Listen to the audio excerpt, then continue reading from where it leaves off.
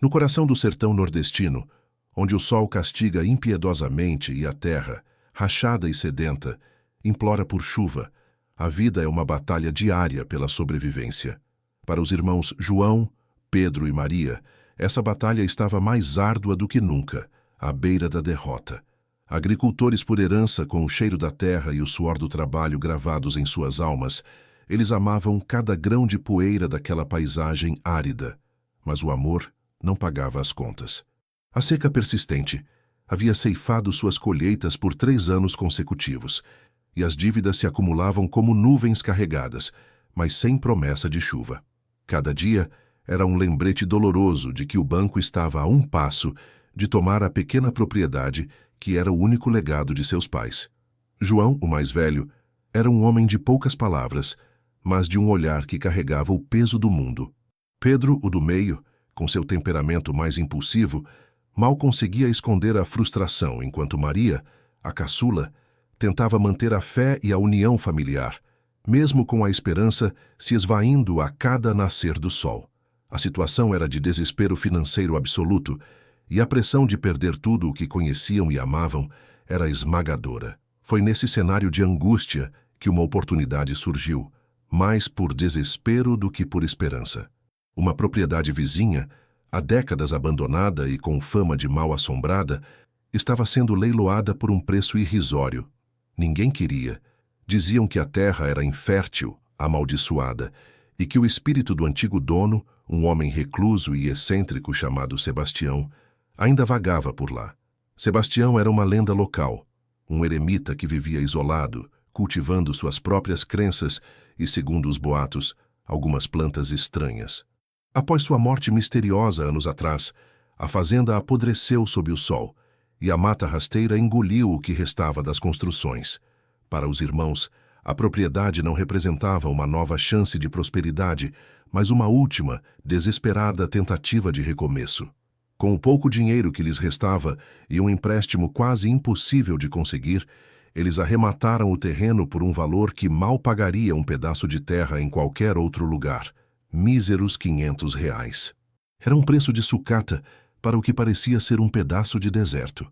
A ideia era tentar reabilitar a terra, talvez vender parte dela para quitar as dívidas mais urgentes.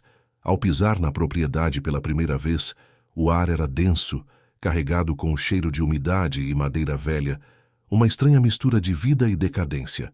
O matagal era impenetrável em muitos pontos, e o silêncio era interrompido apenas pelo zumbido de insetos e o farfalhar de folhas secas. A casa principal estava em ruínas, mas o que mais chamou a atenção de Maria e que lhes dava um arrepio na espinha era uma estrutura peculiar, quase lendária na região, uma casa em cima de uma árvore colossal, retorcida e antiga, que dominava a paisagem. A casa na árvore era mais do que uma construção, era um mito, uma anomalia em meio à desolação, um símbolo da excentricidade do velho Sebastião. Ninguém jamais havia chegado perto daquela casa na árvore, temendo as histórias de assombrações e os avisos do próprio Sebastião, que em vida protegia sua propriedade com ferocidade. Agora, ela estava ali, parte do que eles haviam comprado, um mistério silencioso no coração daquele terreno esquecido. João sentia um nó no estômago. Pedro estava cético, mas Maria sentia uma estranha curiosidade, uma atração quase mística por aquela estrutura suspensa. Eles sabiam que tinham feito uma aposta arriscada, talvez a última de suas vidas. A propriedade que eles esperavam que fosse a solução para seus problemas parecia, a princípio, apenas mais um fardo, um labirinto de mistérios e trabalho árduo. Mas uma pequena chama de esperança, alimentada pela curiosidade sobre o que o velho Sebastião guardava, começou a brilhar no peito de Maria. O que havia naquele lugar que ninguém mais queria? O que o recluso Sebastião havia escondido em sua fortaleza arbórea? Essa pergunta os impulsionava, mesmo que o desespero ainda fosse o companheiro mais presente. A curiosidade de Maria, antes uma brasa solitária, começou a incendiar a determinação dos irmãos. No dia seguinte, sob o sol escaldante, eles se aproximaram da árvore colossal. A escada improvisada, feita de toras amarradas com cipós, parecia precária e antiga, quase engolida pela vegetação. João, com sua cautela habitual, inspecionou cada degrau, testando a firmeza da madeira carcomida pelo tempo. O cheiro de terra úmida e folhas secas era intenso, misturado a um aroma adocicado e desconhecido que parecia emanar da própria árvore, como um convite silencioso. Pedro, impaciente, já estava subindo, a poeira levantando a cada passo.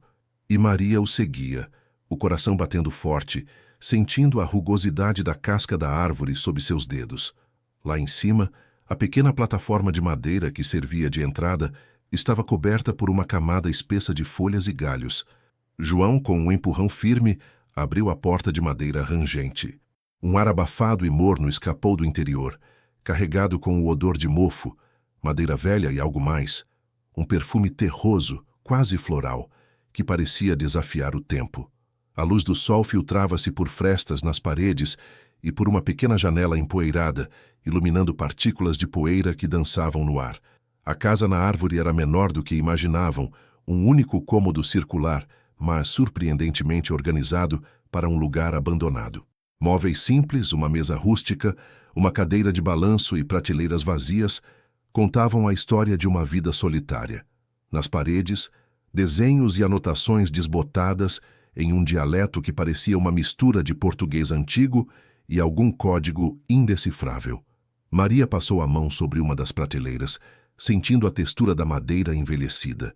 Seus olhos vasculhavam cada canto, procurando algo, qualquer coisa que explicasse a aura de mistério que Sebastião havia cultivado. Pedro, menos dado a sentimentalismos, começou a bater nas paredes, testando a solidez da estrutura, enquanto João observava em silêncio, o olhar atento. Foi Pedro quem encontrou. Ao mover uma pilha de caixas vazias em um canto mais escuro, ele notou uma parte do assoalho que parecia ligeiramente diferente, um painel de madeira com uma pequena fenda. Com um esforço, ele conseguiu levantar a tábua, revelando um compartimento secreto.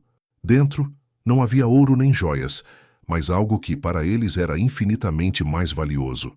Centenas de pequenos sacos de pano, cuidadosamente amarrados e etiquetados, empilhados lado a lado. Cada saco continha sementes. O cheiro que subia do compartimento era de terra fértil, de vida adormecida, um contraste gritante com a aridez que os cercava. Maria pegou um dos sacos, desamarrando o fio de sisal com as mãos trêmulas. Dentro, sementes de milho, feijão, abóbora, mas diferentes. Maiores de cores variadas, algumas com padrões incomuns.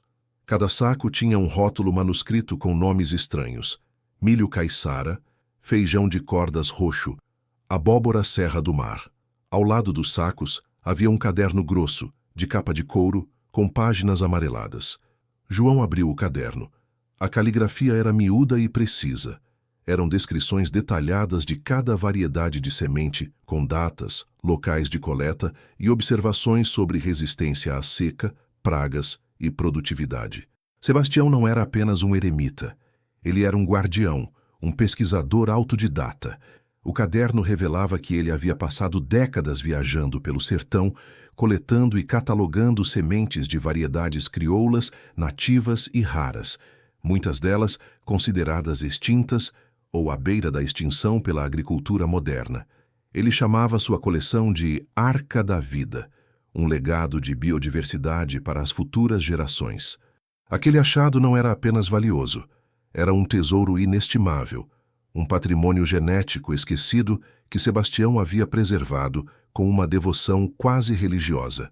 Os irmãos, antes desolados, sentiram uma pontada de esperança, uma luz no fim do túnel de suas dívidas.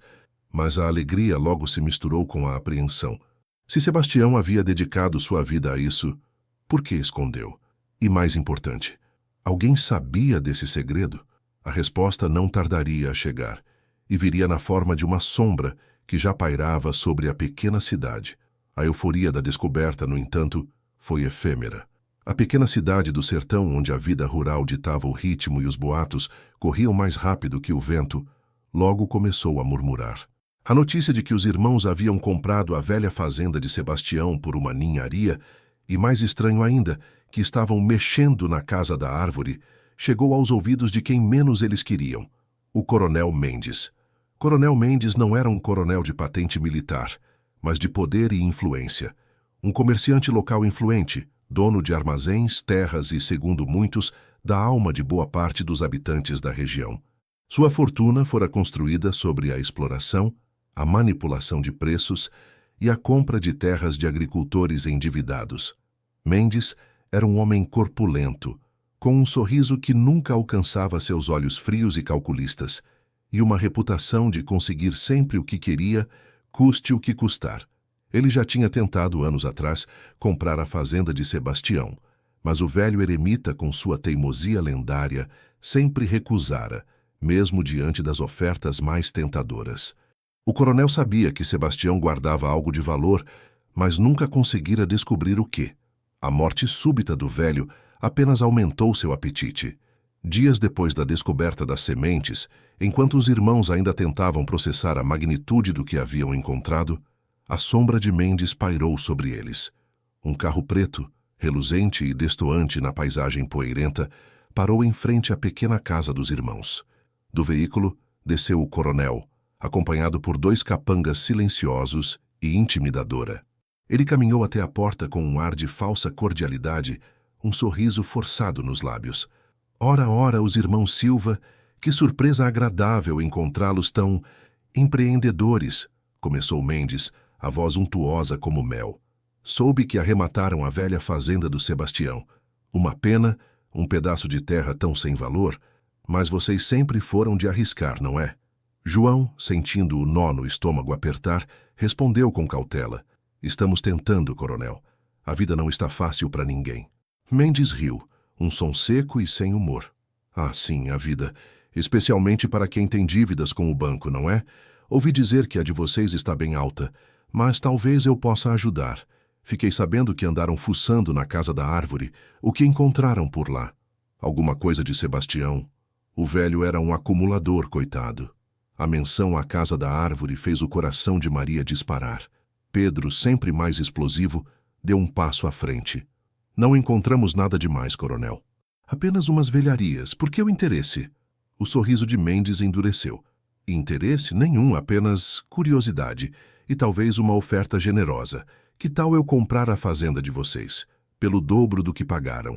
Assim vocês quitam as dívidas e ainda sobram uns trocados para recomeçar em outro lugar.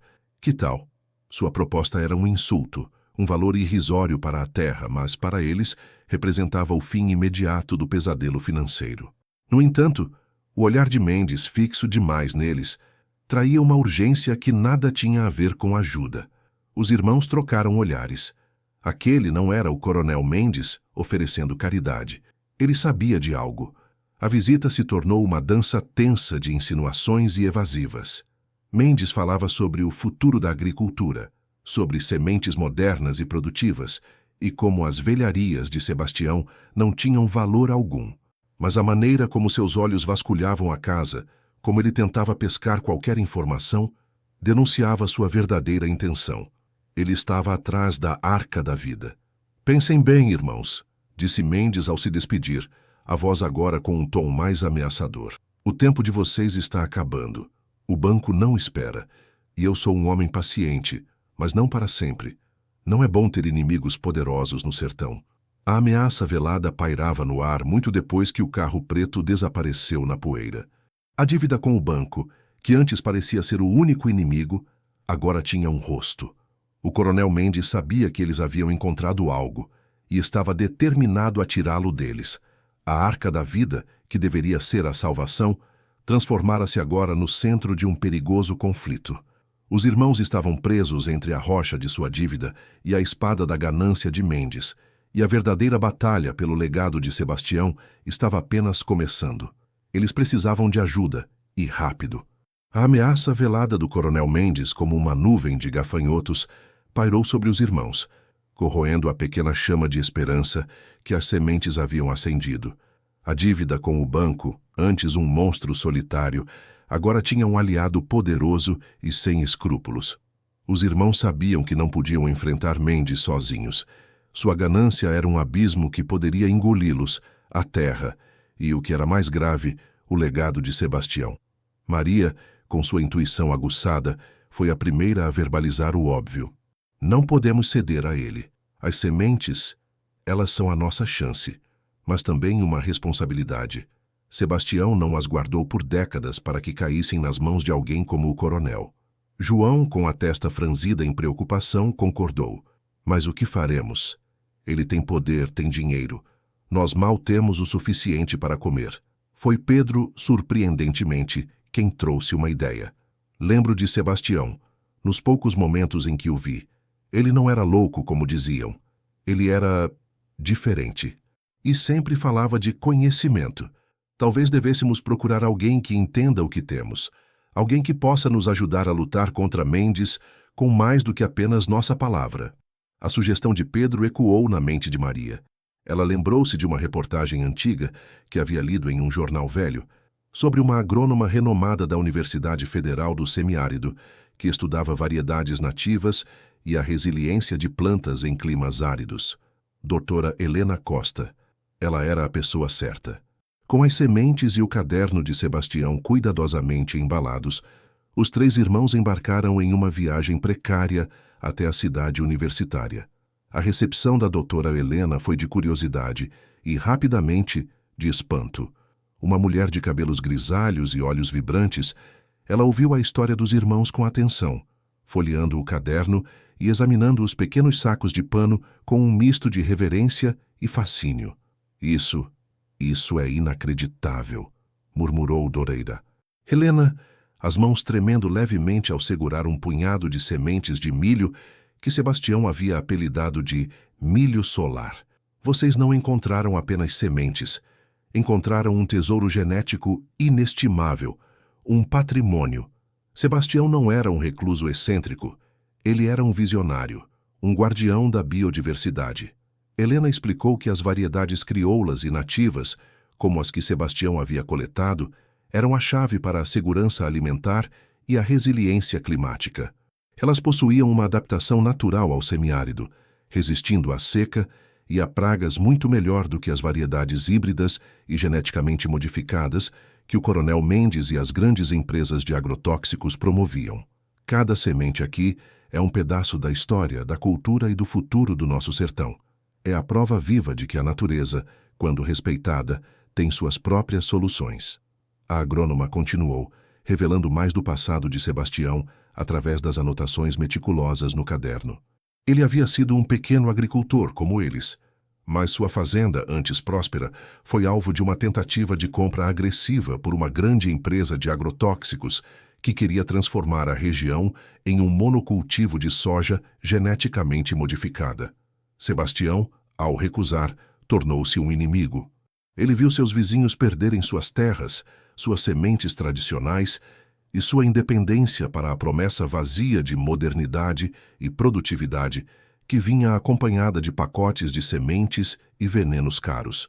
O caderno detalhava a saga de Sebastião, suas viagens clandestinas para coletar sementes de comunidades isoladas, seu estudo incansável sobre as propriedades de cada variedade, a criação de um banco genético vivo em sua própria fazenda antes que ela fosse abandonada.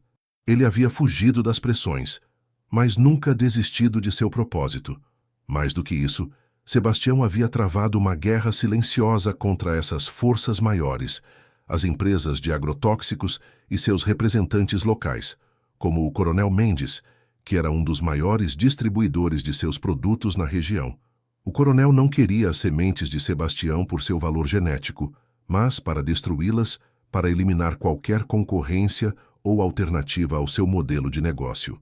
No final do caderno, sob um desenho intrincado de raízes e folhas, Maria encontrou algo mais, uma pequena carta, amarelada pelo tempo, escrita com a mesma caligrafia miúda de Sebastião. A carta não era dirigida a ninguém em específico, mas parecia uma mensagem para quem quer que encontrasse seu legado. Ela falava de um mapa das esperanças, escondido em sua antiga casa, e de uma lista de nomes escolhidos, aqueles que um dia poderiam ser os guardiões da Arca da Vida, espalhados pelo sertão. Procurem a estrela do sertão, dizia a carta. Ela guiará seus passos. A revelação da doutora Helena e a carta de Sebastião transformaram a percepção dos irmãos. Aquele não era apenas um tesouro para quitar dívidas. Era uma missão, um legado a ser defendido. A Estrela do Sertão. O que significaria? E quem eram os nomes escolhidos? O mistério se aprofundava, mas agora eles tinham um aliado e um propósito que transcendia a própria sobrevivência. A luta contra Mendes havia acabado de ganhar um significado muito maior. Eles não estavam apenas salvando suas terras, estavam salvando a memória de Sebastião e o futuro de um sertão que parecia esquecido. A Estrela do Sertão. A revelação da doutora. Helena e a carta de Sebastião haviam transformado a percepção dos irmãos. Mas o que significava essa enigmática pista? Maria, com a mente fervilhando de possibilidades, sugeriu que a Estrela do Sertão poderia ser um símbolo, um marco na própria fazenda de Sebastião, e que o mapa das esperanças e a lista de nomes escolhidos estariam escondidos na casa principal, em ruínas, onde Sebastião havia vivido a maior parte de sua vida. Era o lugar mais lógico para um eremita guardar seus segredos mais profundos. No dia seguinte, sob um sol que parecia querer cozinhar a própria terra, os irmãos, acompanhados da doutora Helena, retornaram à casa principal. O cheiro de mofo e poeira ainda era forte, mas agora o local não era mais apenas ruínas, e sim um santuário de memórias, um quebra-cabeça à espera de ser montado. Eles vasculharam cada canto, cada fresta, cada tábua solta. João testava as paredes com a ponta dos dedos. Pedro revirava pilhas de entulho e móveis carcomidos pelo tempo.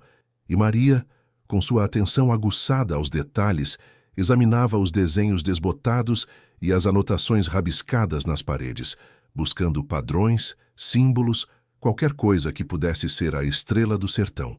Foi Maria quem a encontrou. Em um canto da antiga cozinha, onde o reboco havia caído, revelando tijolos antigos e crus, havia uma pequena incisão.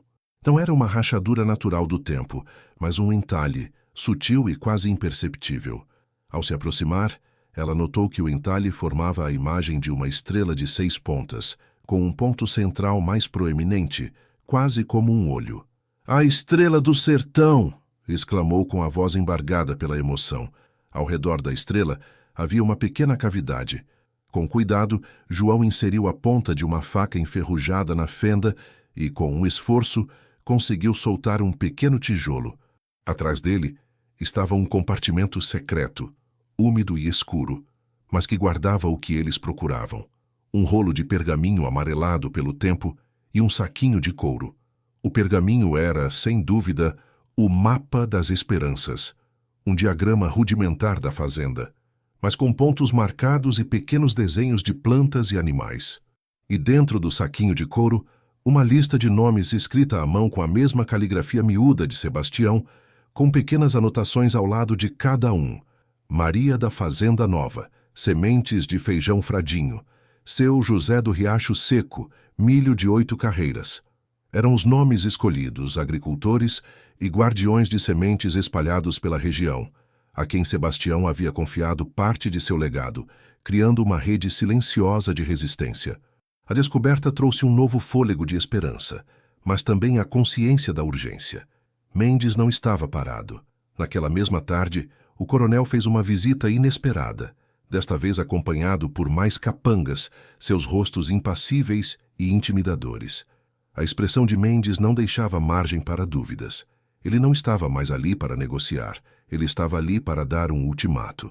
"Então, irmão Silva", começou Mendes, a voz gélida, cortando o ar como uma navalha, enquanto os irmãos e a doutora Helena o esperavam na varanda da pequena casa. As sementes e os novos achados estavam seguros, por enquanto, sob a guarda de Helena na universidade. "Vejo que continuam teimosos. Pensei que o bom senso prevaleceria, mas parece que vocês preferem o caminho difícil. Minha paciência, como eu disse, tem limites." "Não temos nada para o senhor, coronel", disse João, tentando manter a calma, mas sentindo o suor frio escorrer pelas costas. "A fazenda é nossa e não está à venda." Mendes soltou uma risada sarcástica, um som seco e sem humor. "Sua? Por quanto tempo? O banco está batendo à porta, não está? Sei de suas dívidas, sei de seus atrasos. Posso fazer com que o banco acelere o processo de execução. Em uma semana vocês estarão na rua, e essa terra, com tudo o que há nela, será minha de qualquer forma. Ou podemos resolver isso de uma forma mais amigável. Ele fez um gesto para um dos capangas, que trouxe uma pasta de couro. Mendes abriu-a, revelando documentos. Aqui está, um contrato de compra e venda. Pelo dobro do que pagaram, sim, mas com uma condição. Todas as velharias que encontraram, especialmente aquelas sementes, ficam comigo. E vocês assinam um termo de silêncio, nunca mais falando sobre Sebastião ou seu legado. Assinem, e suas dívidas desaparecerão. Recusem, e não terão mais nada. A oferta era tentadora, uma saída imediata para o abismo financeiro. O dinheiro resolveria tudo, apagaria a dívida, daria-lhes um novo começo. Mas a que custo? Vender a alma de Sebastião, trair sua memória, entregar o futuro do sertão nas mãos de quem só queria destruí-lo. Pedro, com os punhos cerrados, mal conseguiu conter sua raiva. Nunca. As sementes não são nossas para vender. Elas pertencem a esta terra, a este povo. Mendes franziu a testa, a paciência se esgotando. Bobagens. Sementes velhas não valem nada. São atraso. Eu lhes ofereço a modernidade, a chance de se livrarem dessa miséria. Ou vocês acham que essas plantinhas de Sebastião vão pagar suas contas? Ele apontou para Maria. E você, garota, não quer ver sua família livre dessa agonia? Pense bem, essa é a minha última oferta. Amanhã, se não tiverem assinado, a história será outra, e não será bonita.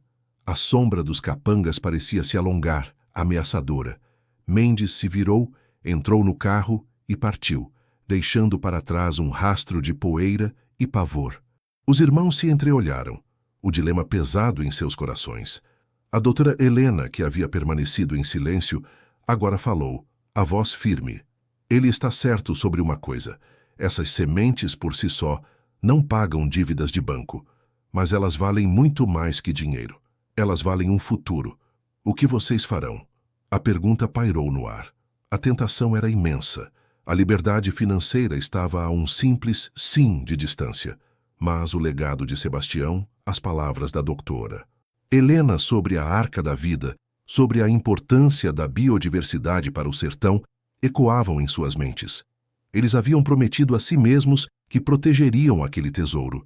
E naquele momento de desespero e clareza, a escolha foi feita. O legado de Sebastião valia mais do que qualquer dívida, mais do que qualquer ameaça. Eles não venderiam. A decisão moral estava diante deles, cruel e inevitável, e eles a abraçaram, priorizando o propósito duradouro sobre a prosperidade efêmera. A verdadeira batalha estava prestes a começar. A verdadeira batalha estava prestes a começar. A recusa dos irmãos em vender o legado de Sebastião ecoou como um desafio no pequeno universo de poder do coronel Mendes. Ele, acostumado a ter seus caprichos atendidos, não aceitou o não. A paciência que ele alegava ter esgotou-se em um piscar de olhos, transformando-se em uma fúria silenciosa e calculista. Os dias seguintes foram um inferno de pequenas intimidações. Recados ameaçadores eram deixados na porta da casa do Silva. O gado aparecia com cercas cortadas e rumores maldosos sobre a sanidade dos irmãos e a maldição da fazenda de Sebastião começaram a circular com mais intensidade na cidade. O banco, misteriosamente, acelerou o processo de execução da dívida, enviando avisos cada vez mais urgentes e com prazos apertados. Mas Mendes não se contentaria apenas com ameaças veladas. Ele sabia que as sementes eram o ponto central e que, embora os irmãos as tivessem levado para a doutora Helena, ele ainda suspeitava que outros segredos ou partes do legado de Sebastião pudessem estar escondidos na antiga fazenda. Sua ganância não tinha limites. Uma noite, sob a luz pálida da lua nova, enquanto o sertão dormia um sono inquieto, o silêncio da fazenda dos irmãos foi quebrado. O latido desesperado do velho cão de guarda, Zeca, alertou João, que dormia na varanda, sempre vigilante. O som de passos pesados e vozes abafadas vinha da direção da velha propriedade de Sebastião. Não era o banco, era Mendes. Estão invadindo a fazenda, João sussurrou, acordando Pedro e Maria. O coração dos três batia descompassado. Era o confronto direto que Mendes havia prometido. Eles sabiam que não podiam deixar que ele profanasse o santuário de Sebastião, ou pior, encontrasse qualquer pista que pudesse comprometer a Arca da Vida. Armados com a coragem do desespero e algumas ferramentas agrícolas que mal serviriam como defesa, os irmãos correram em direção à fazenda vizinha. O cenário era de caos. 3 capangas de Mendes, iluminados pelas lanternas que carregavam, reviravam as ruínas da casa principal, chutando escombros e derrubando o que restava das frágeis paredes. Eles pareciam procurar algo específico, algo que Sebastião poderia ter escondido. "Parem com isso!" gritou Pedro, sua voz ecoando na noite. Os capangas se viraram, surpresos, suas mãos movendo-se instintivamente para a cintura, onde se podiam ver o contorno de armas. "Ora, ora, os guardiões da miséria!" zombou um deles, um homem corpulento com um sorriso cruel. "O coronel disse que vocês seriam teimosos, mas isso não é problema nosso. Só estamos seguindo ordens.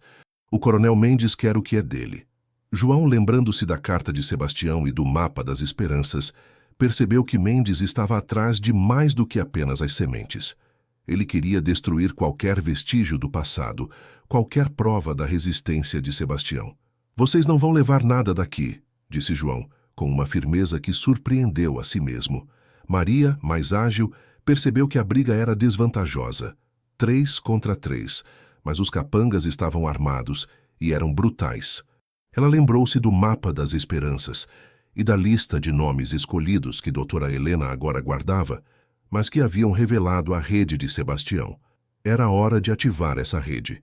Enquanto João e Pedro tentavam distrair e afastar os capangas, Maria se esgueirou de volta para a casa dos irmãos. Pegou o rádio velho, que mal pegava sinal, e com as mãos trêmulas tentou discar o número da doutora Helena, que havia lhes dado um contato de emergência. A ligação era urgente. Eles precisavam de ajuda, e não apenas da polícia, que naqueles rincões muitas vezes estava nas mãos de homens como Mendes. Eles precisavam do apoio coletivo, dos guardiões das sementes, dos nomes escolhidos que Sebastião havia listado. A doutora Helena atendeu, sua voz tensa. Maria explicou a situação em poucas palavras. A agrônoma, que já esperava por algo assim, havia se preparado. "Maria, escute bem", disse Helena, a voz firme. "Eu já entrei em contato com alguns pesquisadores e jornalistas. Eles estão prontos para divulgar a história de Sebastião e a importância dessas sementes. Mas precisamos de mais. A lista de nomes, ela é a chave. Esses agricultores, eles são a força que vocês precisam. Eu vou acioná-los. Mas vocês precisam resistir. Não deixem que ele destrua a fazenda. É o coração do legado." De volta à fazenda, a situação se agravava. Os capangas, irritados com a resistência, começaram a quebrar o que restava dos móveis e a derrubar as poucas estruturas ainda em pé. Um deles, o mais alto, avançou sobre Pedro com um pedaço de pau. O confronto se tornou físico, brutal. João tentava intervir, mas era 1 contra 2. O ar cheirava a poeira, suor e medo. Foi então que um barulho de carro se aproximou. Não era o carro de Mendes, nem o da polícia. Era a doutora. Helena, que havia antecipado a escalada e com a ajuda de alguns colegas da universidade, havia partido imediatamente para a fazenda. Com ela, não vinham apenas pesquisadores, mas também uma pequena equipe de jornalistas locais, munidos de câmeras e microfones, alertados pela agrônoma sobre a iminente invasão. A chegada inesperada da doutora Helena e da imprensa causou um choque nos capangas de Mendes, que pararam suas ações imediatamente. A luz dos flashes das câmeras iluminou a cena, expondo a violência e a tentativa de destruição. O confronto direto, que parecia pender para o lado da força bruta, agora tinha testemunhas. A luta pelo legado de Sebastião estava prestes a sair das sombras do sertão e ganhar os holofotes, mas o coronel Mendes ainda não havia jogado sua última cartada. A ameaça, embora exposta, ainda pairava. A chegada inesperada da doutora Helena e da imprensa causou um choque nos capangas de Mendes, que pararam suas ações imediatamente. A luz dos flashes das câmeras iluminou a cena, expondo a violência e a tentativa de destruição. O confronto direto, que parecia pender para o lado da força bruta, agora tinha testemunhas. A luta pelo legado de Sebastião estava prestes a sair das sombras do sertão e ganhar os holofotes.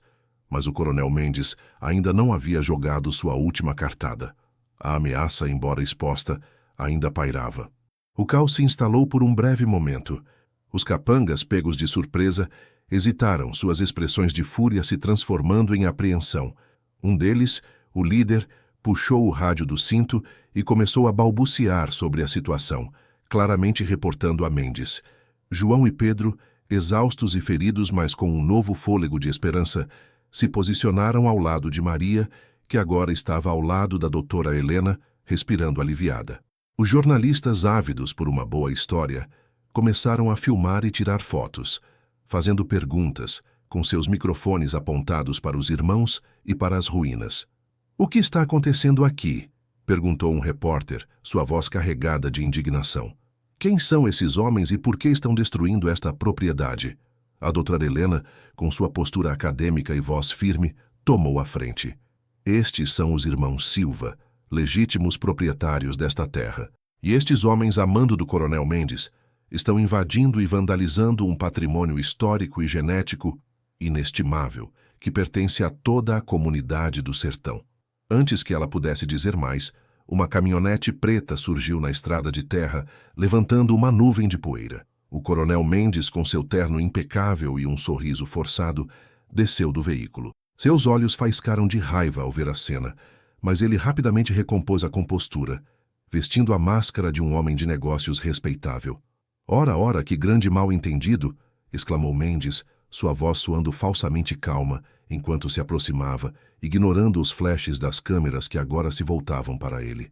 "Estes rapazes são apenas funcionários meus que vieram ajudar os irmãos Silva a organizar este velho celeiro. Uma pequena limpeza antes que o banco tome tudo." Ele lançou um olhar ameaçador aos irmãos. "Afinal, eles estão prestes a perder esta terra por dívidas. Eu estava apenas sendo caridoso." "Caridoso, coronel?" retrucou Maria, sua voz tremendo, mas firme. "O senhor queria destruir o legado de Sebastião. Queria nossas sementes, queria nos calar." Mendes riu, um som seco e desdenhoso. "Sementes? Ah, sim. As sementes velhas do falecido Sebastião. Não valem nada, minha querida. Apenas um monte de grãos secos. Eu estava, na verdade, oferecendo um bom preço por toda a propriedade, para que estes jovens pudessem recomeçar. Mas eles preferiram a teimosia." Ele se virou para as câmeras com um sorriso calculista. "Sou um homem de negócios. E tenho um coração grande. Estou disposto a fazer uma última oferta aqui diante de todos vocês.